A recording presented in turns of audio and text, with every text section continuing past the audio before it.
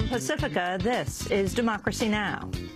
He hasn't done so well connecting with the people of Florida is that people actually saw him in those debates and listened to his background, his experience, and they learned, for instance, that he was paid $1.6 million to be a lobbyist for Freddie Mac, and they said that's not what we want in the White House. As the Republican primary takes place in Florida, a state with one of the country's highest foreclosure rates, we'll speak with Pulitzer Prize-winning reporter Jesse Eisinger about how Freddie Mac bets against American homeowners. The taxpayer-owned mortgage giant made multi-billion-dollar investments that profited if borrowers stayed stuck in high-interest mortgages. Borrowers like Arturo de los Santos. My name is Arturo de los Santos. Was the owner of this house. I'm married. My wife's Magdalena, and I have 4 kids. We're here protesting because Chase took our house. And they said, well, we have a foreclosure department and a loan modification department. The foreclosure department decided to sell the house. We'll speak with Marine veteran Arturo de los Santos in Irvine, California. Then the top documentary prize at the Sundance Film Festival goes to The House I Live In, which questions why the U.S. has spent more than $1 trillion on drug arrests in the last 40 years, yet drugs are cheaper, purer, and more available today than ever. Today, there's a new epidemic, smokable cocaine, otherwise known as crack. It is an uncontrolled fire. American people want their government to get tough and to go on the offensive. And that's exactly what we intend, with more ferocity than ever before. The first thing is that you need to have a very changed dialogue in this country that understands drugs as a public health concern and not a criminal justice concern. And that means the system has to say, we were wrong. All that and more coming up.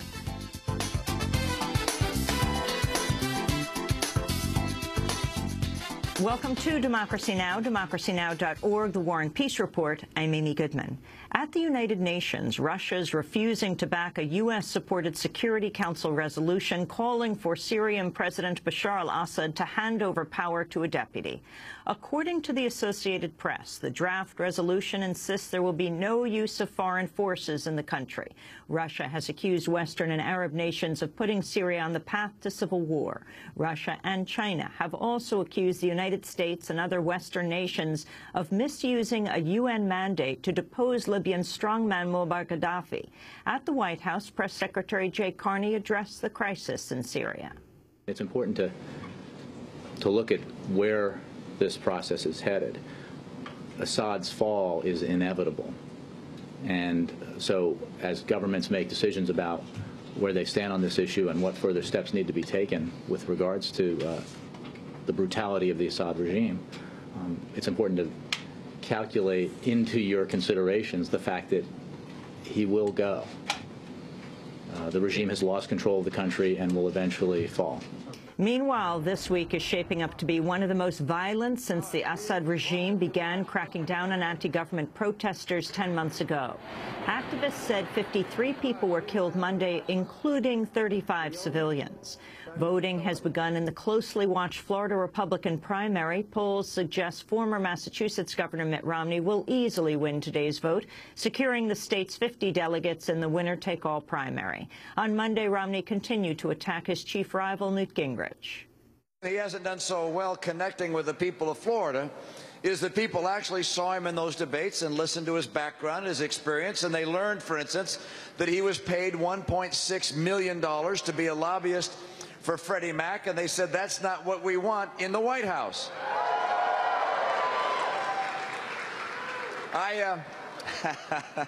What was that back there? Send it to the moon, he says. All right, well. The idea of the moon as the 51st state is not what would have come to my mind as a campaign basis for here in Florida. Some analysts have linked Romney's surging popularity in Florida to the influx of pro-Romney TV spots airing in the state. According to Politico, Romney and pro-Romney super PACs have paid for almost 13,000 television ads as of last week. Newt Gingrich and pro-Gingrich super PACs have only aired about 200 spots. Rick Santorum and Ron Paul did not air any ads in the expensive Florida TV markets. This comes as a new study by the Wesleyan Median Project has found that outside group spending on political ads is up 1,600% in the Republican primary compared to 4 years ago. Nearly half the ads on the airwaves this cycle were paid for by super PACs, which can receive unlimited donations. On the campaign trail Monday, Newt Gingrich accused Romney of airing misleading TV ads. I'm very excited. I could feel it over the last 3 days. It is beginning to close again. We just as we had in South Carolina, there was this huge wave of dishonest Romney ads. For a little bit, people backed up and went, wow, boy, if that, I mean, frankly, if that stuff was true, I wouldn't vote for myself. Meanwhile, Newt Gingrich accused Mitt Romney Monday of disregarding the religious rights of Americans. Now, I think we need to have a government that respects our religions. I'm a little bit tired of being lectured about respecting every other religion on the planet. I'd like them to respect our religion. President Obama defended his administration's unprecedented use of armed drones on Monday during a virtual interview that was conducted via Google Plus and YouTube. He also acknowledged the U.S. is carrying out drone strikes inside Pakistan. Obama made the comment after he was asked how he feels about the large number of civilians killed by drones since he took office.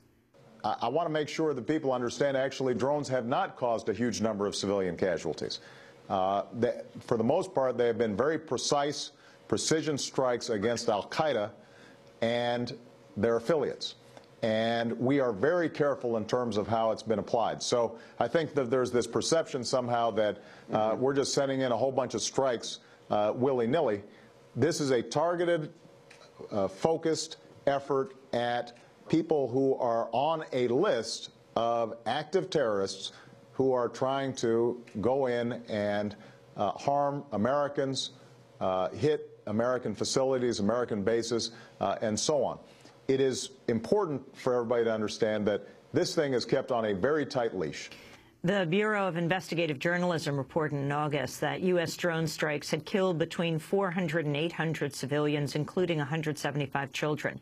The Bureau put the total number of people killed by drones as high as 3,000. In related news, U.S. drones are suspected of carrying out a series of strikes in Yemen, killing 13 people. One tribal leader told Reuters at least 4 of the dead were local al-Qaeda leaders. Several members of Congress are opposing a decision by the Obama administration to sell Bahrain some military equipment despite the country's violent crackdown on pro-democracy protesters. The opposition is being led by 2 Democrats, Senator Ron Wyden of Oregon and Congressmember Jim McGovern of Massachusetts.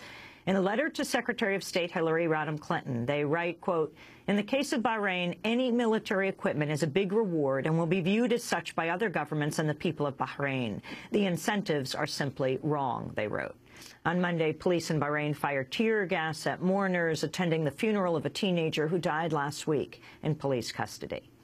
A Haitian judge announced Monday former Haitian dictator Jean-Claude Baby Doc Duvalier will face trial for corruption, but Baby Doc will not face any charges for the murders, disappearances, torture, and other rights abuses committed during his 15-year rule. The judge said the statute of limitations had run out, a claim disputed by several human rights attorneys.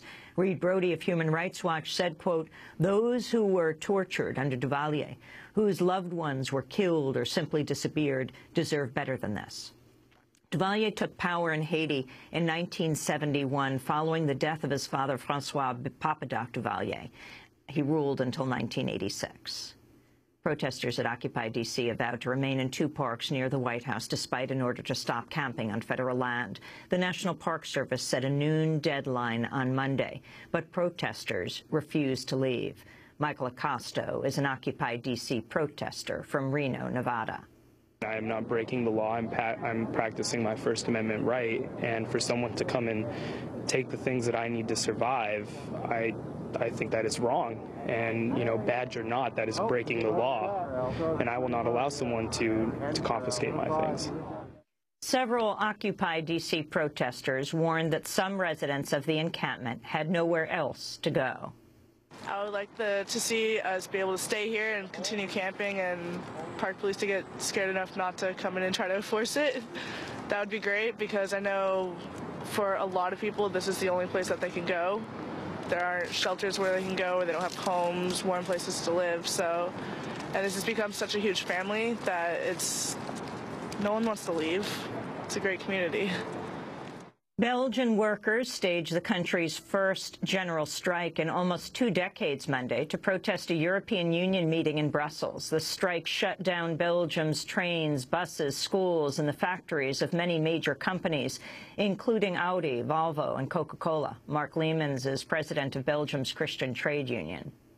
They impose a politic of austerity, and this is not creating a good perspective for Europe, because this is spreading, in fact, poverty in Europe. What we need is a policy that creates growth, that creates jobs, and if we don't have that policy, then we will always have a very difficult situation, and we will get poorer and poorer, and that's not the Europe we want. At the European Union meeting in Brussels, 25 out of the 27 EU states agreed to a German-inspired pact for stricter budget discipline and enshrine balanced budget rules in national law. Only Britain and the Czech Republic refused to sign the deal. More protests are expected today in the African nation of Senegal following President Abdoulaye Wade's decision to run for a 3rd term. The country's constitution limits the presidency to 2 terms, but a constitutional council has cleared the way for him to run. At least 2 people, one a 17-year-old and the other a 60-year-old, were shot dead by security forces during a rally Monday. State Department spokesperson Victoria Nuland has urged the 85-year-old president to cede power to the next generation. Meanwhile, musician Youssou N'Dour, whose own bid for candidacy was rejected, has accused the president of carrying out a constitutional coup d'etat. History is being made today here in Senegal. We are not going to accept anything else but our constitution, which is very clear. The president doesn't have the right to run once more. It's my final word on this. It's clear and we are ready. In environmental news, the oil giant Chevron is facing a possible $11 billion lawsuit in Brazil following an offshore oil spill in November. A Brazilian prosecutor has announced plans to file criminal charges against Chevron and some of its local managers within weeks. Transocean, whose rig was used in the operation, is also expected to be charged. Senate Republicans have announced plans to introduce legislation allowing Congress to approve the Keystone XL pipeline, despite President Obama's rejection of the controversial project.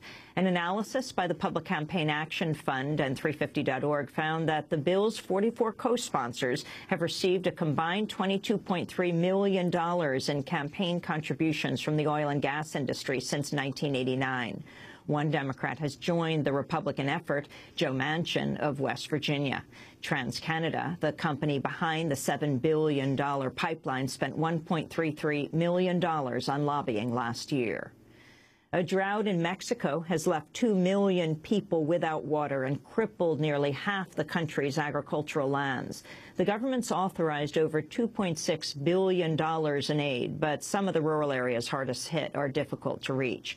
One official said nearly 7% of the country's croplands have been completely lost, and the conditions have been worsened by a cold spell.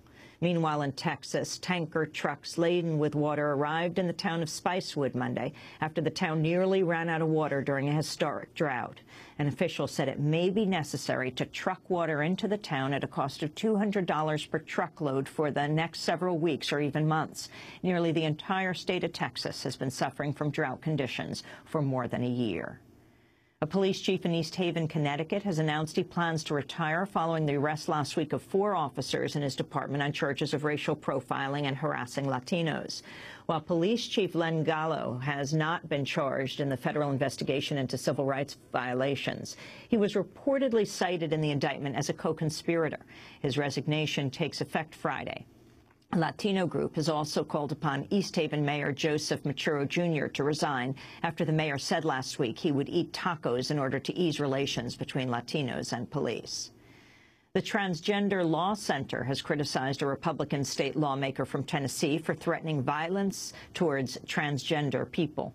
Tennessee State Representative Richard Floyd recently described what he would do if a transgender person entered a dressing room while his wife or daughters were trying on clothes. Floyd said, quote, "I don't care if he thinks he's a woman and tries on clothes with them in there. I'd just try to stomp a mud hole in him and then stomp him dry."